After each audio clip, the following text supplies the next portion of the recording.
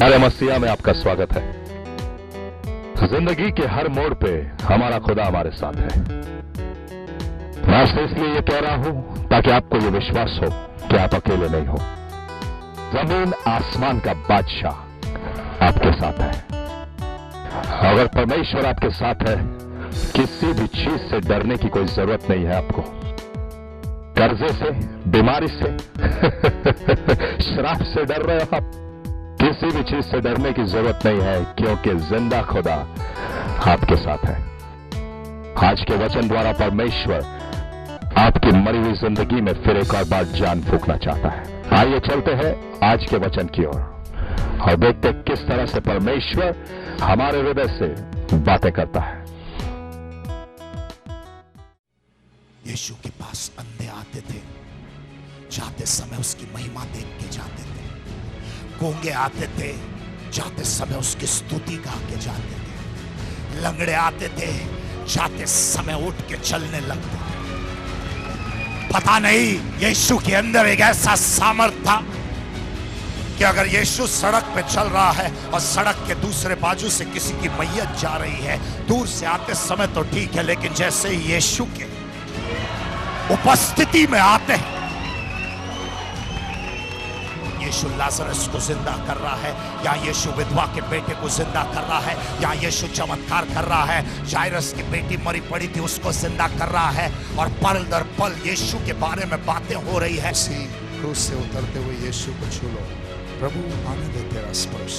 और मैं मामूली जख्मों की बात नहीं कर रहा हूँ, मैं उन जख्मों की बात नहीं कर रहा हूँ जो तुमको चलते फिरते लग जाते हैं। मैं उस जख्म की बात कर रहा हूँ जो तुम्हारी अंतर 3 कीले निकाल के, 2 उसके हाथों में और 1 उसके पैरों में ठोक दिया उसके अपने लोगों ने।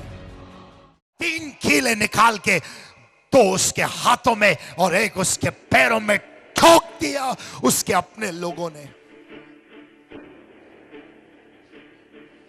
आज तुम्हें कोई और जख्म नहीं दे रहा है, तुम्हारे अपने ही लोग तुम्हारे हाथों में और तुम्हारे पैरों में कीले ठोक रहे हैं। तुम्हें ऐसे ऐसे जख्म दे रही है जिंदगी जो तुमने कभी सोचा भी नहीं था कि तुम्हारी जिंदगी कभी इसी मोड़ पे आके पहुंच जाएगी। तुमने कभी सोचा भी नहीं होगा।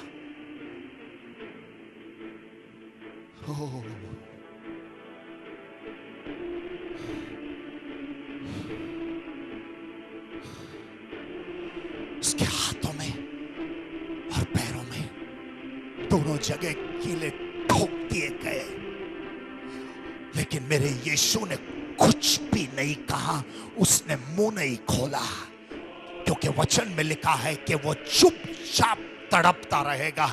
और मेरा प्रभु इसलिए चुप रहा क्योंकि अगर उसने मुंह खोला होता, तुम जानते हो जो कुछ भी उसने बोला वो हो गया। अगर उसने मुंह खोला होता तो स्वर्ग से करोड़ों स्वर्गदूत नीचे आते उसको बचाने के लिए, इसलिए उसने अपने मुंह को बंद रखा और चुपचाप झेलता रहा हर वो तकलीफ जो उसके जीवन में आ रही थी। आज जो तकलीफ तुम्हारे जीवन में है, क्या तुम चुपचाप बैठ के झेल सकते हो? क्या तुम चुपचाप? मैं उस भाई के आंसू देख रहा हूं, उस भाई के आंसू देख रहा हूं। वो जानता है, उसके दिल का दर्द जानता है, कोई और समझ नहीं पाएगा। मैं उस भाई के आंसू देख रहा हूं, इस बहन को रोते हुए देख रहा हूं। वो जान सकती है, वो जानती है, वो जानती है कि वो उसके जिंदगी में किस दौर से गुजर रही है।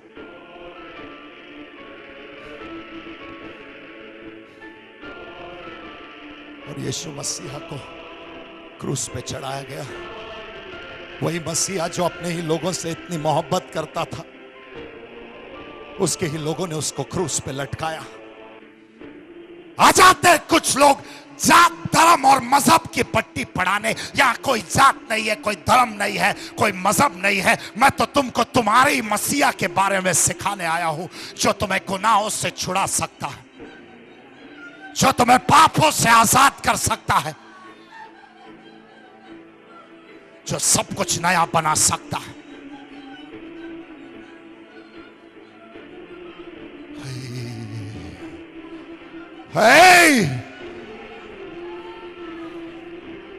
सब कुछ नया बना सकता। मेरा मसीहा उस लकड़े के क्रूस पे लटक रहा था। वचन में लिखा है कि दोपहर के धूप में, उस कड़कती धूप में मेरा मसीहा लटक रहा है। उसके पीठ पे घाव है क्योंकि चाबुक मारे गए हैं, क्योंकि कोड़े मारे गए हैं। उसके सर पे घाव है क्योंकि कांटों का मुकुट डाल दिया गया।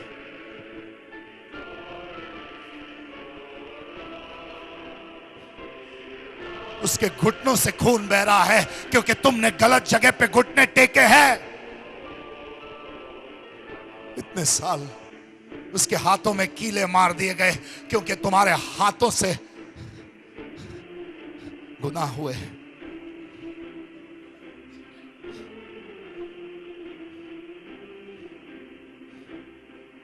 और मेरा यीशु लटक रहा है उस क्रूस पे जो उसके अपनों ने बनाया था। या कोई तो है जो जिंदगी के एक ऐसे क्रूस पे लटक रहा है। हाँ, दुनिया को लग रहा है कि तुम हंस रहे हो, मुस्कुरा रहे हो क्योंकि तुमने अच्छे कपड़े पहने हैं। दुनिया को पता नहीं है कि उस हंसते और मुस्कुराते चेहरे के पीछे एक टूटी हुई दास्तान है और एक मरा हुआ कब्रिस्तान है। कोई नहीं समझ सकता कि तुम्हारे जिंदगी में तुम किस दौर से गुजर रहे हो। कोई नहीं जान पा रहा है कि तुम्हारे रिश्ते टूटे पड़े हैं, तुम्हारे जीवन में इतनी मायूसी है कि अब जीने की कोई आशा नहीं है। तुम्हारे अंदर ये बात को कोई जानता नहीं है। लेकिन आज मैं आया हूं तुम्हारे हृदय से बात करने के लिए। ओह, मैं आया हूं तुम्हारे हृदय की परिस्थिति से बात करने के लिए। ओह, ये वचन मेरे नहीं है लेकिन आपके मसीहा के हैं। तुम्हारा यीशु तुमसे बात कर रहा है आज की शाम। ये मामूली इंसान नहीं बोल रहा है, ये तुम्हारा मसीहा मेरे लफ्जों के द्वारा तुमसे बातें कर रहा है क्योंकि वो जानता है आपकी परिस्थिति को।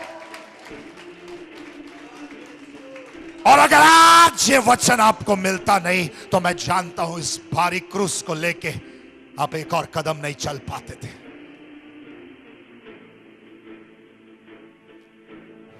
और यीशु मसीहा उस क्रूस पे लटका हुआ है, उस लकड़े के क्रूस पे जो उसके अपनों ने बनाया था। उस लकड़े के क्रूस पे, उस कलवरी के पहाड़ पे, उस कलवरी के पहाड़ पे उसके अपनों ने बनाया। उसके अपनों ने उसके खिलाफ हथियार बनाए।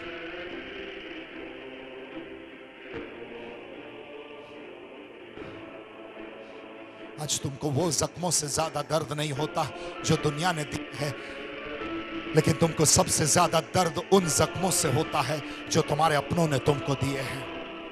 आज जरा जांच करके देखो, तुम्हारे जीवन में सबसे ज्यादा जख्म तो तुम्हें अजनबियों ने नहीं लेकिन तुम्हारे करीबियों ने दिए हैं। तुम्हारे अपनों ने तुमको जख्म दिए हैं।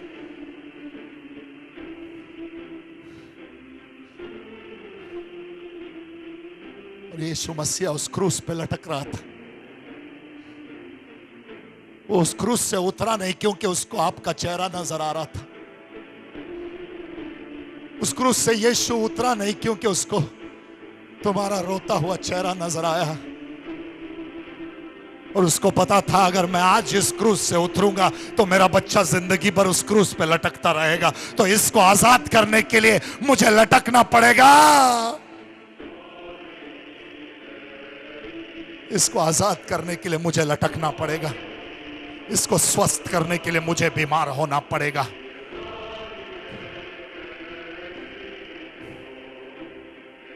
इसे छुटकारा देने के लिए मुझे बंदी बनना पड़ेगा।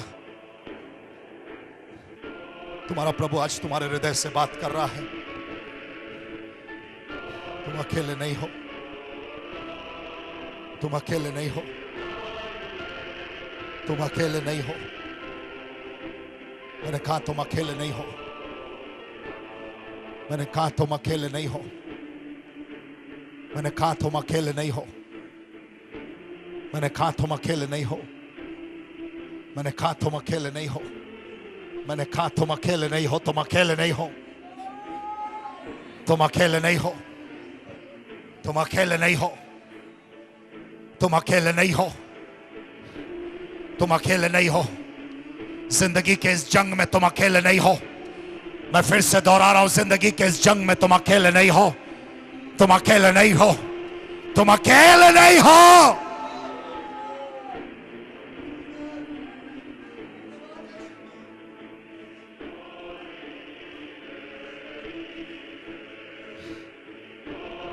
और 2011 साल पहले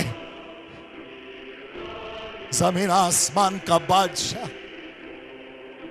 एक लकड़े के क्रूस पे बेसहारा लटक रहा है।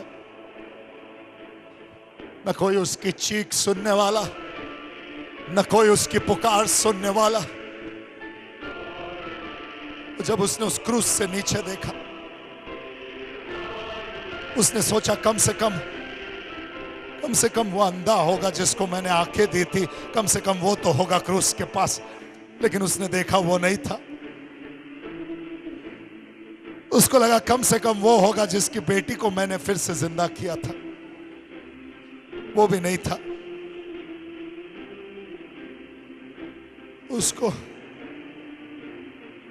उसको लगा कम से कम वो क्रूस से नीचे देख रहा था, उसको लगा कम से कम वो तो होगा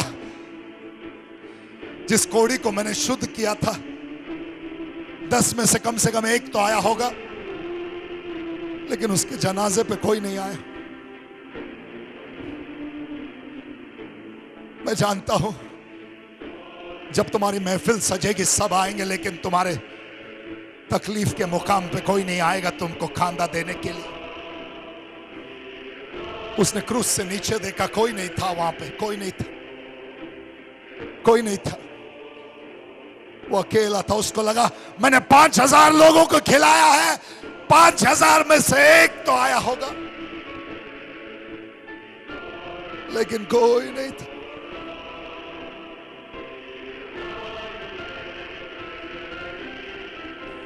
क्या तुम जिंदगी में कभी इसी कगार पे खड़े थे, या शायद खड़े हो जहां पे तुम्हारे साथ कोई भी नहीं है? क्या जिंदगी ने तुमको एक ऐसे मोड़ पे लाके खड़ा कर दिया जहां तुम्हारे साथ कोई भी नहीं है? कोई नहीं। तुम्हारे दाएं देखो कोई नहीं, तुम्हारे बाएं देखो कोई नहीं, तुम्हारे आगे देखो कोई नहीं, तुम्हारे पीछे देखो कोई नहीं। तुमको लगा शायद ये मेरे साथ है या वो मेरे साथ है, लेकिन तुम्हारे साथ कोई भी नहीं है। और तुम अकेले अपने तकलीफ को झेल रहे हो इतने साल से। तुम अकेले उस क्रूस पे लटक रहे हो इतने साल से। जिंदगी के उस क्रूस पे तुम अकेले लटके। बच्चों को तुमने ही पैदा किया, तुमने ही पाला, तुमने ही बड़ा किया। कोई नहीं था तुम्हारे साथ। तुम पैदा हुए, तुम्हारे भाई या तुम्हारी बहन को ज्यादा चाहा गया, कोई नहीं था तुम्हारे साथ।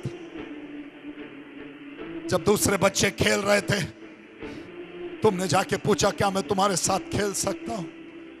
उन लोगों ने तुम्हारा मजाक उड़ा के तुमको वहां से भगाया, और तुम एक टूटे हुए खिलौने के साथ बैठ के अकेले खेल रहे थे, और तुमको पता भी नहीं था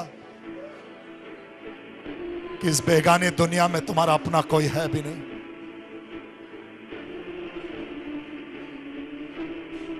क्या तुम जिंदगी के एक ऐसे कगार पे खड़े हो जहां तुम अकेले हो?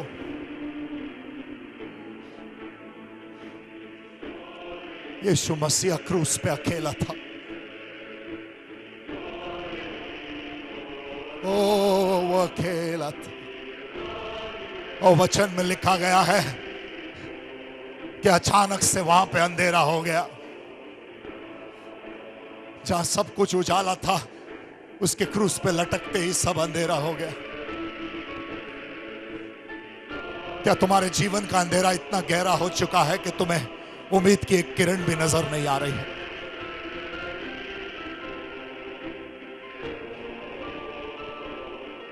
पृथ्वी के चारों ओर अंधेरा हो गया, क्योंकि वो सूरज भी नहीं देख पाया कि मेरा मसीहा क्रूस पे नंगा लटक रहा है। तो सूरज ने अपना मुंह फेर लिया और उसने रोशनी देने से इनकार कर दिया।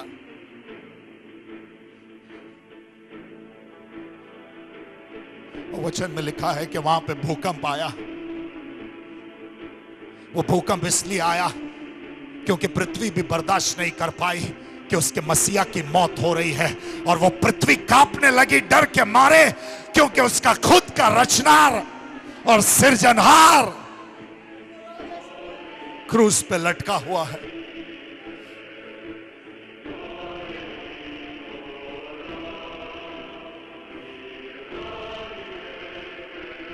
उसका खुद का सृजनहार क्रूस पे लटका हुआ है।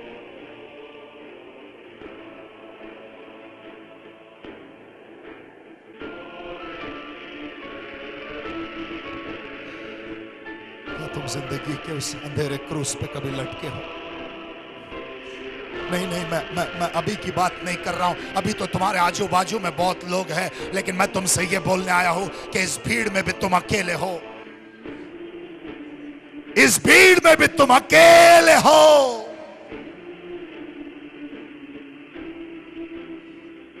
जरा देखो, इस भीड़ में भी तुम्हारे मसीहा के अलावा कोई नहीं है जो तुम्हारी परिस्थिति को समझ पा रहा है।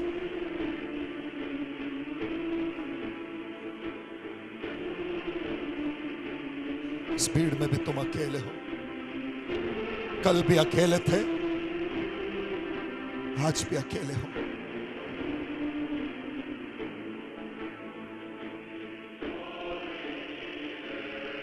जीसस,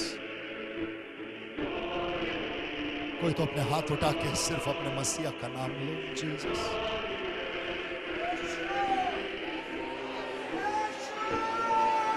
जीसस,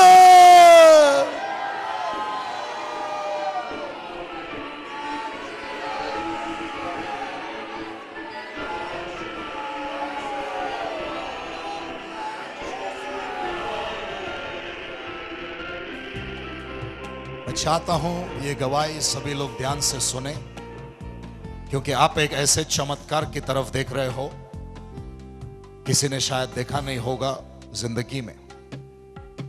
ये हमारे भाई सुनील शेल के, उनकी बीवी है रूपाली। ये लोग आए हैं विरार से। ये उनकी बच्ची है जिसका नाम है शरयू।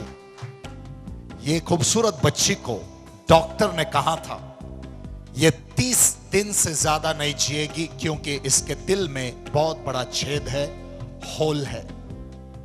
इसके दिल में होल है, ये कहा गया था। और इसके जो आर्टरीज है, दिल के वॉल्स भी उल्टे हैं, जैसे साधारण लोगों के होते हैं वैसा नहीं होता है। और डॉक्टर ने कहा कि ये ज्यादा से ज्यादा 30 दिन, 30 महीने नहीं, 30 हफ्ते नहीं, सिर्फ 30 दिन जिएगी, उसके बाद इंतकाल हो जाएगा।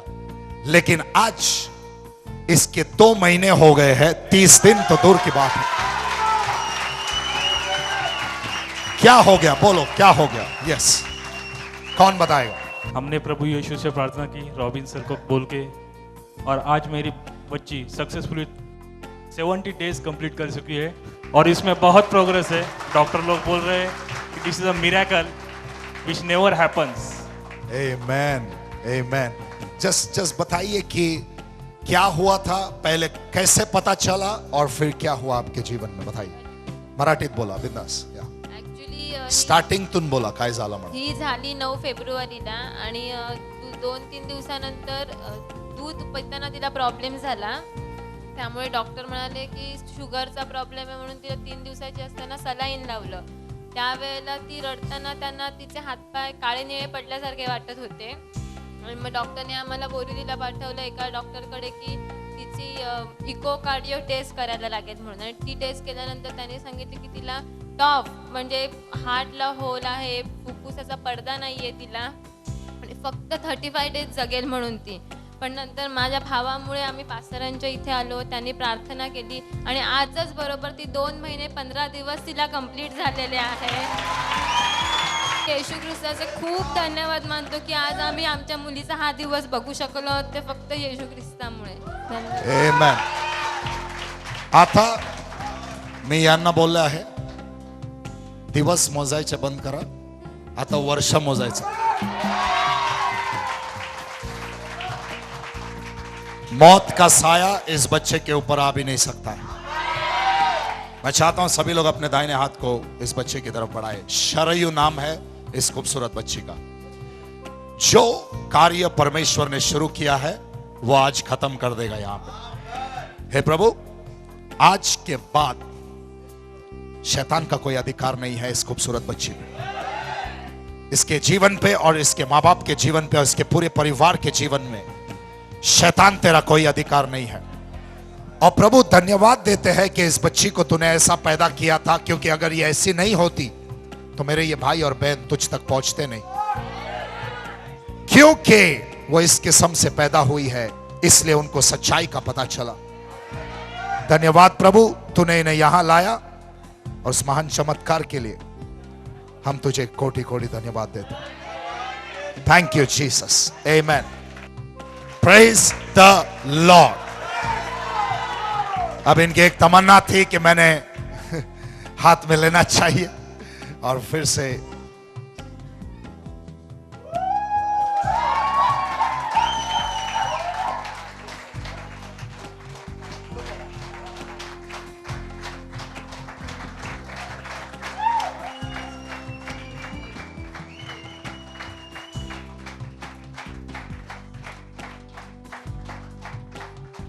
ये बहन की गवाही है पास्टर की इनको मतलब सर दर्द कर रहा था, हाँ। छाती में पेन कर रहा था, पेट में दर्द कर रहा था हाँ। और ये यहाँ आने के लिए नहीं राजी थी. अच्छा, अच्छा. लेकिन प्रभु के दया से उन सिस्टर के द्वारा ये आ गई. इसलिए प्रभु को धन्यवाद देते कि पूरी बीमारी निकल किसके गई. द्वारा आ गई. तुम्हाला काय झालं आज. माझ्या अंगाला ना समोर या. हाँ.